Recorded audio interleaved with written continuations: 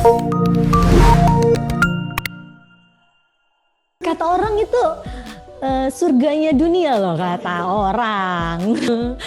Nah, tapi di samping itu kita harus nyimbangin tau Kak sama makan makanan yang bergizi. Kayaknya Mbak Isa udah bisa menjawab sendiri kan. Apa yang dikeluhkan kayaknya udah. Kak, aku mau nanya nih Kak. Sebelum kita masuk, Kakak tuh udah kerja di Bina Pertiwi udah berapa tahun sih Kak? Baru 7 tahun sih. Oh, kalau 7 tahun itu bukan baru Kak kayaknya. Kakak otomatis sudah 7 tahun, setiap tahunnya kan tes MCU tuh kayak Kak. Nah, hasilnya tuh setiap tahun apakah mengalami kenaikan atau penurunan nih Kak? Faktor angka ya. Itu naik di mana-mana kayaknya. Kalau misalnya dibilang naik, wah pasti namanya angka gula darah. Oh ya kan naik. Terus apa ya? Yang paling sering tuh angka untuk kolesterol. Nah, belum habis asam urat. Makan durian mulu Kak. Ya, kata orang itu surganya dunia loh, kata orang. Durian sama kambing. Nah, duren, kambing, jeroan ya kan. Nah, itu makanan-makanan yang pasti semua setuju lah, great people lah, itu makanan yang enak banget lah gitu. Terus belum lagi ditambah makanan yang manis-manis lainnya ya kan. Nah, tapi di samping itu kita harus nyimbangin tau Kak sama makan makanan yang bergizi.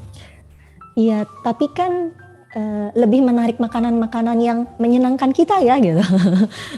Daripada makanan-makanan bergizi gitu. Kalau misalnya kita bandingin ya, makan dari semua buah yang mana katanya tuh durian tuh makanan yang paling enak gitu kan dari segala buah. Terus kita bandingin sama ya udah makan apel aja gitu. Terus orang pasti akan pilih makan durian lah. Terus gimana? Sama-sama buah loh konteksnya. Iya sih, tapi kan kandungannya di setiap buah kan beda-beda Kak. Iya, tapi kan kita konteksnya ayo kita menyeimbangkan makanan. Udah kita seimbangin tuh makan buah. Cuman ya kita pilihnya durian. Nggak taunya abis itu kita deg-degan lagi tuh setiap tahun ya mau MCU. Abis itu kita langsung mikir, apa kita nggak usah MCU aja ya, soalnya kalau udah MCU kita tahu deh kolesterol naik, asam urat naik gitu kan, terus langsung ya abis itu kita nggak bisa makan apa-apaan yang enak lagi deh. Udah nungguin MCU-nya lama ya? Iya, udah harus puasa dulu malamnya, padahal kita lagi lembur terus jam 11 malam tiba-tiba lapar ya kan. Nah, apalagi tengah malamnya lagi hujan, masak mie rebus pakai telur. Betul banget. Paket komplit ya kayak. Terus habis itu bangun pagi-pagi, antri panjang, habis itu baru ketemu makan lagi nanti setelah jam 9 pagi. Nah, terus akhirnya ya udahlah nggak usah MCU aja apa ya gitu. Pertama udah deg-degan, terus kita susah gitu kan, antri dan segala macamnya gitu. Mungkin sebaiknya nggak usah MCU ya. Kebetulan banget nih Kak, kita udah datengin, ini yang kita datengin hari ini bukan kaleng-kaleng. Oke, mungkin untuk mempersingkat waktu nih ya, kita bisa panggilin langsung aja kali ya, Dokter Adit. Dokter Adit, dipersilakan. Pertama kali berkarya di dunia kedokteran itu tahun 2003 ya dok ya? Betul. Dan langsung berkarya di Polikliniknya United Tractors ya? Betul. Berarti Betul. sudah lama sekali ya dok ya? Nah, cukup. Bisa dijelaskan lebih lanjut kali ya dok ya terkait sama sharing dokter hari ini ya dok ya? Baik Mbak Gita dan Mas Farhan, terima kasih atas waktunya. Oh ya, ini sekilas perkenalkan, nama saya Radit. Ya kebetulan saya mendalami baik S2 maupun spesialisasi terkait dengan kedokteran kerja. Termasuk ada beberapa program yang juga saya ikut membantu. Dan kebetulan kalau kita bicara kedokteran kerja, kita memiliki perkumpulan atau kolegium namanya Perdoki. Jadi Perhimpunan Spesialis Kedokteran Okupasi Indonesia. Oke, ini mengenai aktivitas 24 jam. Jadi teman-teman tentunya tidak mungkin aktivitasnya kurang dari 24 jam ya. Pasti termasuk tidur pun termasuk aktivitas, cuma aktivitas yang menyenangkan. Jadi bisa kita lihat di sini dan kita lihat tentunya kalau dilihat dari gambar 1, 2, 3 berarti sepertiga waktu kita dihabiskan untuk bekerja. Setuju? Setuju dok. Setuju. Bahkan mungkin ada yang lebih kali ya. Kayak Mbak Gita Mas Farhan mungkin dari pagi tadi jam 6 udah standby di sini. Sampai nanti sore kali ya. Yang tentunya kalau kita kaitkan dengan K3, khususnya kesehatan kerja, tadi kita duduk, kalau saya duduk di sini kan baru mungkin 5 menit ya. Tapi kalau Mas Farhan sama Mbak Gita mungkin tadi dari jam 6 pagi berarti duduk sudah berapa lama? Sudah 7, 8, 9, ya 3 jam lah Hampir ya. 3 jam, oke. Nantinya kita coba lihat pada materi selanjutnya. Apakah pengaruh lama duduk itu bisa mempengaruhi kesehatan kita? Oke. Nah, apakah teman-teman bangun pagi saat tadi pagi itu ada keluhan berasa mulut kering saat bangun pagi? Berasa capek saat bangun pagi? Atau berasa masih kurang tidur misalkan? Sering banget itu mah dok. Oke. Dan mungkin bagi teman-teman yang memiliki pendamping, saya tidak tahu mengenai Mas Farhan dan Mbak Gita apakah sudah ada pendamping di sampingnya, apakah dikatakan ngorok semalam sehingga si pendampingnya nggak bisa tidur. Oke. Terus buang air kecil saat tengah tidur, cepat emosi saat kerja. Rupanya kalau Mbak Gita sama Mas Farhan senyum-senyum berarti kayaknya cukup tidur lah ya, karena nggak emosi. Emosinya sangat membawa kesegaran, jadi emosinya berbeda. Kurang konsentrasi, tertidur saat bekerja atau nonton TV. Mudah-mudahan teman-teman masih konsen melihat kita bertiga di sini. Jangan tertidur ya. Karena kalau itu terjadi berarti karena masih jam 10:30, ya coba kita cek kualitas tidurnya. Nah, itu yang namanya nanti ada tata laksana lebih lanjut, ada diagnosa lebih lanjut. Pengertiannya adalah kualitas tidur itu mempengaruhi kesehatan kerja. Nah, ini pengaruh hidrasi itu sangat penting dan mempengaruhi sekali lagi kualitas dari kesehatan kerja teman-teman sehari penuh.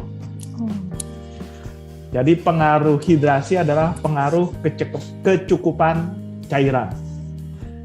Jadi kalau misalnya teman-teman melihat dari slide itu bahwa setiap hari, setiap saat kita ada pengeluaran cairan dari tubuh kita, walaupun kita bekerja di kantor. Jadi tidak harus kita saat berolahraga, tidak harus saat kita bekerja di lapangan. Berarti tanpa kita sadari sebetulnya kita mengeluarkan cairan tubuh kita ya dok ya? Setuju Mbak Gita. Jadi ini ruangan sangat cozy, sangat nyaman. Tetap kita, karena kita bicara, kita mengeluarkan hembusan, itu mengeluarkan juga cairan. Termasuk tanpa kita sadari mengeluarkan keringat melalui kulit. Oh, ini mengenai asupan juga. Mungkin ini cuma sekilas saja bahwa tentunya dengan faktor umur, bertambahnya umur, ada beberapa kebutuhan yang mungkin tidak terlalu besar. Misalkan apa? Yang mengandung karbohidrat. Karbohidrat itu apa? Contohnya apa? Nasi. Misalnya. Nah, ini cuma takaran-takaran yang tentunya teman-teman bisa mengira-ngira sendiri kebutuhannya. Apalagi untuk teman-teman yang memang sedang menjalani program diet. Oke, kemudian Mbak Gita, menang. Jadi ya setelah kita asupan, kemudian kita olahraga. Jadi luar biasa Mbak Gita dan Mas Farhan ini adalah kegiatan sehari-hari setiap pagi rupanya. Jadi setelah bangun tidur, mereka minum, yang makan pagi, kemudian langsung melakukan olahraga. Nah, olahraga yang cocok itu apa? Adalah tentunya tidak serta-merta semua olahraga dilakukan. Ya kan? Kita fokuskan pada yang sifatnya ada aerobiknya. Jadi menjaga kepada endurance, stamina. Jadi lebih baik teman-teman saat bekerja tentunya dengan posisi kerja yang ergonomis atau posisi kerja yang sehat. Bagaimana? Tentunya di sini pihak Bina Pertiwi, pihak manajemen Bina Pertiwi sudah memfasilitasi kursi-kursinya yang ergonomis. Mulai ada posisi kepala, bahu, dan punggung dalam satu garis lurus, adanya sandaran punggung untuk menopang tulang belakang, terus sudut pandang yang sesuai 15-20 derajat di bawah horizontal, jarak mata dengan monitor 20-40 inch, ada penopang punggung bawah, kemudian kursi tidak boleh menekan bagian belakang kaki, jadi kaki kita harus rata. dengan lantai. Tinggi dudukan kaki setinggi lutut. Ya ini agak sedikit rendah buat saya sofanya, tetapi cozy.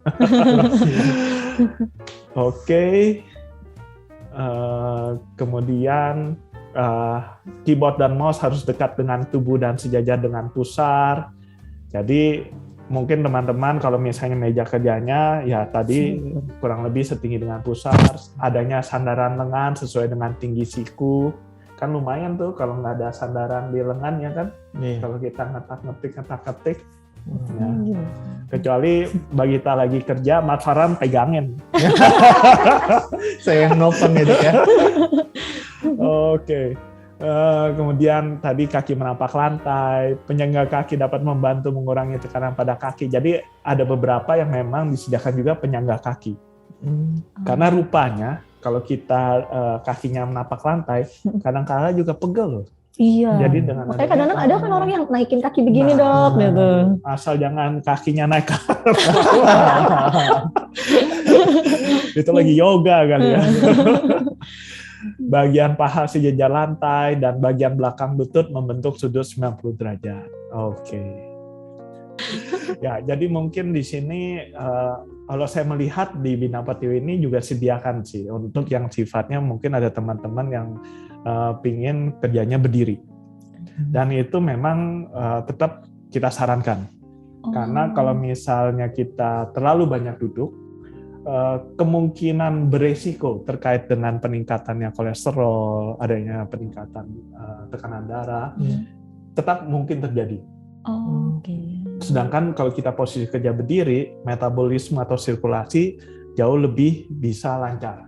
Malah kalau berdiri lebih lancar. Betul. Ya dok ya. Jadi malah ada beberapa penelitian yang menyarankan itu dibagi setengah-setengah. Kadang duduk, kadang berdiri gitu. Ya, betul. Bahkan kalau misalnya bisa malah lebih banyak posisi kerja berdiri dibandingkan posisi kerja duduk. Seperti itu. Posisi telinga sejajar di atas bahu, saat kerja berdiri tidak boleh dalam keadaan satu posisi sama dalam waktu yang lama. Bisa berpindah, dapat memindahkan berat badan dari satu kaki ke kaki lainnya. Sepatu harus nyaman dan tidak menggunakan sepatu hak tinggi. Jadi mohon maaf untuk bagi kita kalau memang ingin bekerja dalam posisi berdiri, jangan menggunakan sepatu hak tinggi. Seperti itu. Kenapa demi tuh, membantu kenyamanan kakinya juga.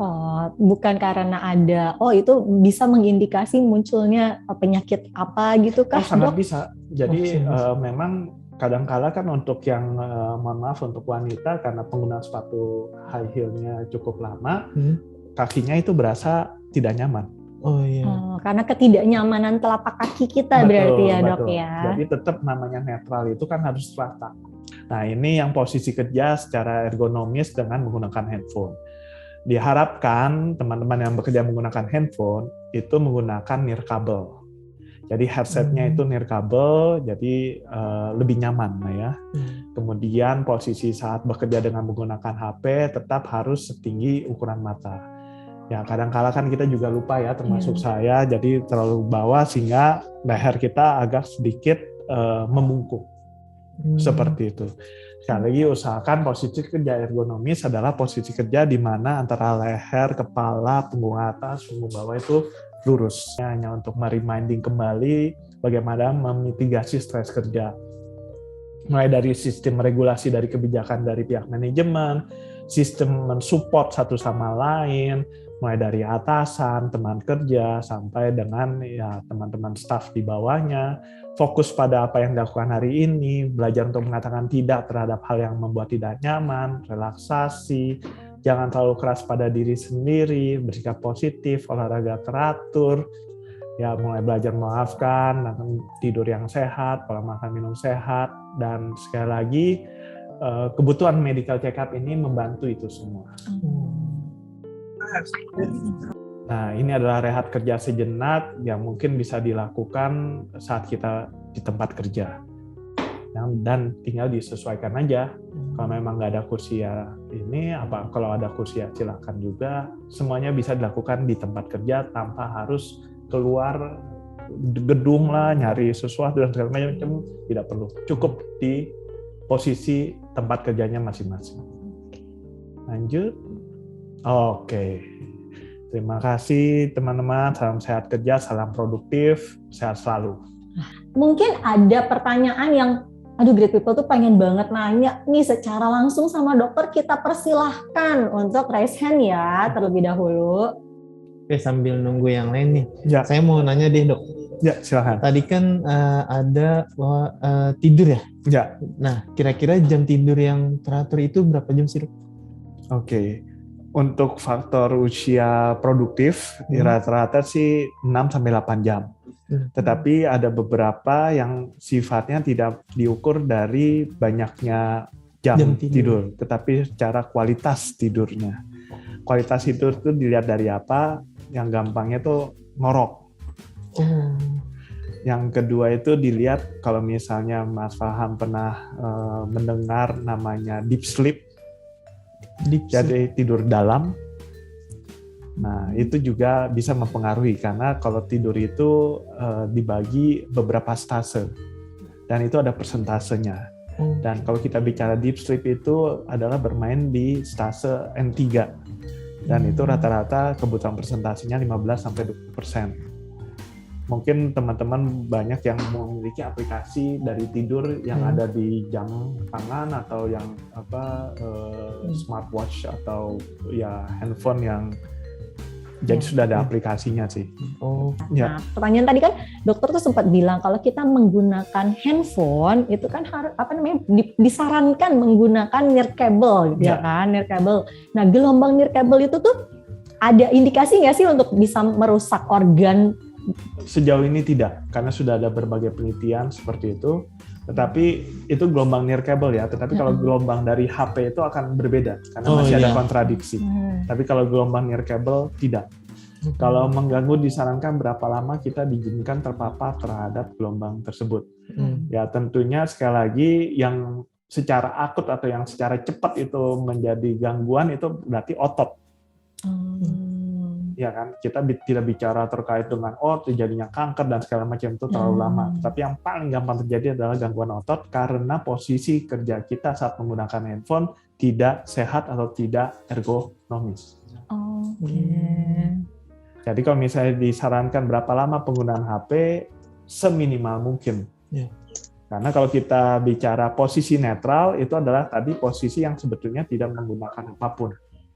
Sebetulnya. Jadi kenapa menggunakan near cable? Karena dia tidak menggunakan HP. Bisa aja HP-nya taruh di meja atau HP-nya taruh di kantong sehingga tangan kaki tidak ada benda apapun. Jadi bisa dalam sikap posisi netral.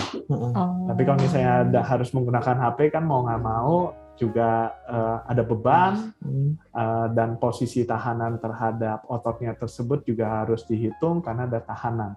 Dan sekali lagi namanya itu posisi kerja statis. Lebih dari 2 jam itu kemungkinan besar untuk timbulnya nantinya kayak seperti asam laktat dan sebagainya itu ya mau tidak mau akan mempengaruhi ketahanan otot itu sendiri. Silahkan Kakak Arli. Iya, selamat siang, Dokter Adit. Sehat, Dok? Ya, sehat. Selamat siang, Mas Arli. Kalau ngomongin cairan kan, bahasa mereka tuh ada yang, kan kalau sirup juga cairan, terus kalau ini kan juga cairan gitu. Jadi, kenapa harus air putih gitu, Dok? Udah, itu aja, 2 aja. Terima kasih, Dokter Adit. Terima kasih, Mas Arli. Pertanyaan yang luar biasa. Kalau yang pertama kita bentar karena Mbak Gita dan Mas Wan lagi pemanasan dulu, nanti akan melakukan gerakan-gerakan. Iya, boleh. Kalau yang kedua, kenapa harus air putih? Karena itu yang paling netral. Mulai dari pH-nya, berat jenisnya, volumenya, dan segala macam. Kenapa tidak yang lain? Yang lain itu tidak netral. Jadi misalnya kayak sirup, berarti udah ada kandungan gula, tentunya sudah berubah itu pH-nya. Volumenya, berat jenisnya sudah berubah. Terus dan itu bisa mempengaruhi organ-organ yang lain termasuk untuk fungsi ginjal. Jadi tetap disarankan air putih yang lebih diutamakan. Dan bagi teman-teman yang hasil medical check-up-nya mohon maaf misalkan ada hipertensi, berat badannya berlebih, kemudian ada asam urat, dan lain-lain yang dalam tanda petik memang butuh tindak lanjut, tetap prioritaskan, utamakan air putih. Karena di luar dari itu sangat-sangat mempengaruhi organ dan metabolisme dan sirkulasi dari tubuh, karena apalagi sudah ada perlu tindak lanjut. Sehingga kemungkinan besar fungsi organ-organ di dalam tubuh pasien atau teman-teman kita yang membutuhkan pengobatan lebih lanjut itu ada sesuatu. Demikian, Mas Arli. Kalau indikator kurang minum air putih itu di hasil medical check up tuh di bagian yang mana ya, Dok? Biar teman-teman tahu juga Great People. Kalau dari medical check up, tolong dilihat dari urin lengkapnya, dari hasil urin lengkap.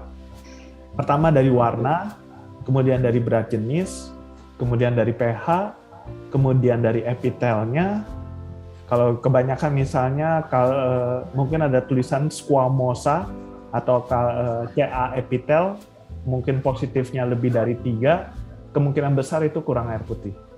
Termasuk misalnya ditemukan adanya amofurat, kemungkinan juga kurang air putih. Seperti itu. Kalau yang fungsi ginjal tadi, Dok? Ya. Kalau yang fungsi ginjal tadi? Ya. Oh, kalau terkait dengan fungsi ginjal bisa dilihat dari kreatinin. Jadi diharapkan teman-teman kreatininnya itu di bawah 1,2. Kalau udah di atas 1,2 perlu dicek lebih lanjut. Kan sekarang tuh banyak banget ya Great People yang mungkin asam uratnya cukup tinggi gitu kan doknya. Okay. Itu bisa nggak sih dikembaliin supaya angkanya si asam urat itu balik ke titik normalnya gitu dok? Sangat memungkinkan selama fungsi ginjalnya masih dalam keadaan normal. Jadi asam urat itu ya sekali lagi kenapa ada medical check up setiap tahun? Salah satunya adalah untuk membantu mengkontrol dan mengevaluasi apakah yang sudah dijalankan program setahun kemarin itu berhasil dilakukan, sehingga misalkan dengan obat-obatan, oh ya itu mungkin bisa menurunkan, tapi kan tentunya teman-teman tidak ingin minum obat setiap hari, ya kan?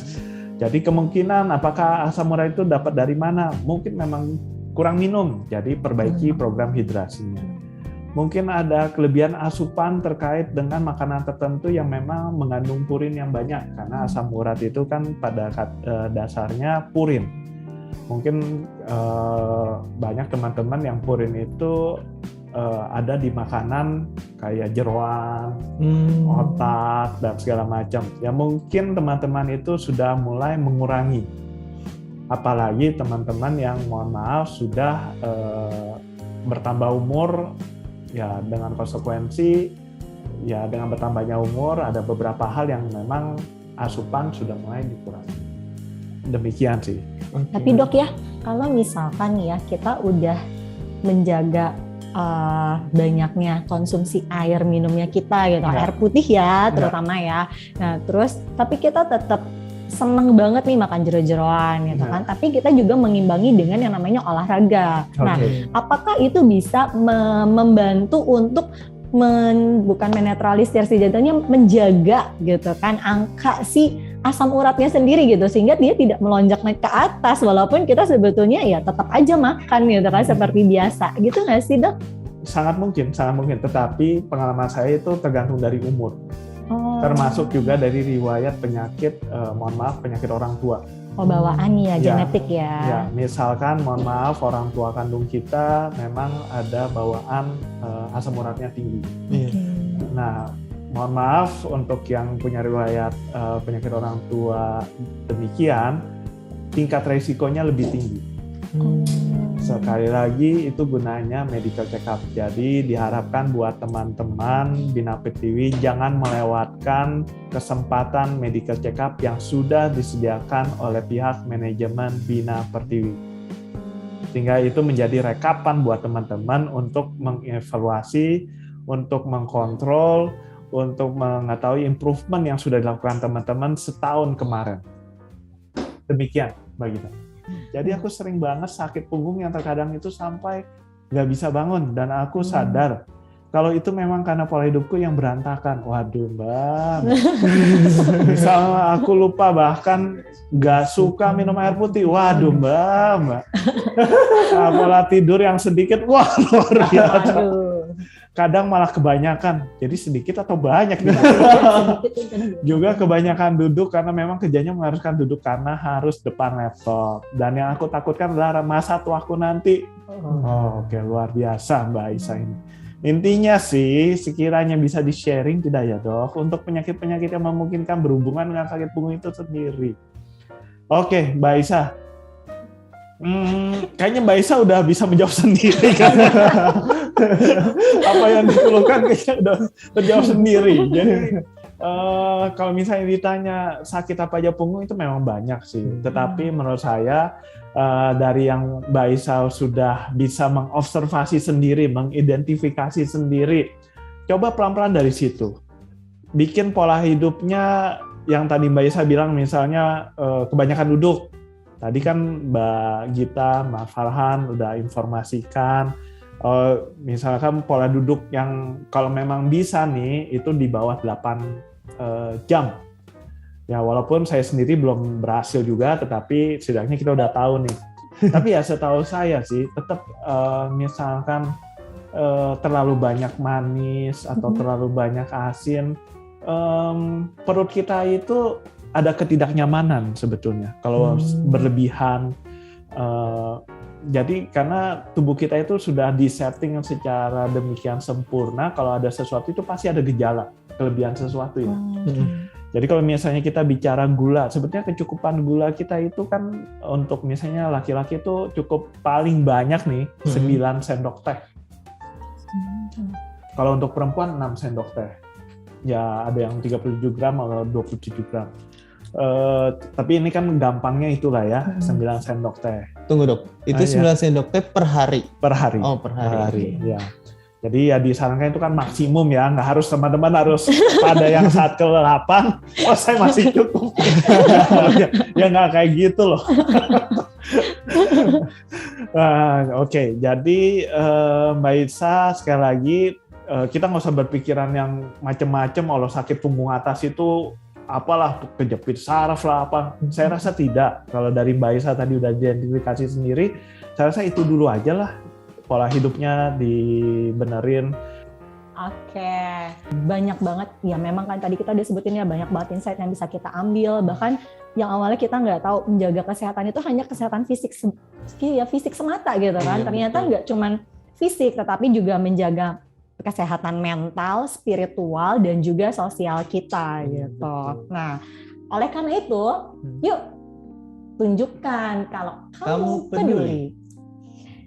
Akhir kata, saya Sagita dan saya Farhan. Kami pamit undur diri dan kami mohon maaf atas kata-kata yang mungkin menyinggung atau salah berkata sepanjang acara ini.